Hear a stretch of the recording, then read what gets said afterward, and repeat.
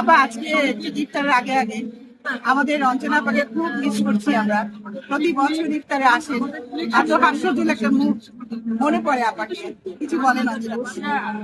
সত্যি কথা মনের একটা কথা বলেছো। কিছুদিন আগে আমার হাজবেন্ডকেও হারিয়েছি, আর আমার প্রিয় বোন অঞ্জনা তাকে হারিয়েছি। আর আগে আসলে আজকে যদি সে থাকতো, মানে এত হাস্য উজ্জ্বল একজন মানুষ ছিল, প্রাণবন্ত একজন মানুষ ছিল, বলার বাইরে। আমরা তো যেখানেই যেতাম সবাই ভাবতো আমরা সৃজন বোন, আমাদেরকে দেখলে বলতো আমার বোনকে আজকে অনেক স্মরণ হচ্ছে, স্মরণ করছি, সবাই স্মরণ করছে এবং তার জন্য দোয়া করছি। আমার হাজবেন্ডের জন্য দোয়া করছি, যারা আমাদেরকে ছেড়ে চলে গিয়েছে। আল্লাহ পাক যেন রমজান মাসে তাদের সমস্ত ভুল ত্রুটি, সমস্ত গুনাহ মাফ করে দিয়ে তাদেরকে জান্নাতুল ফেরদৌস দান করেন।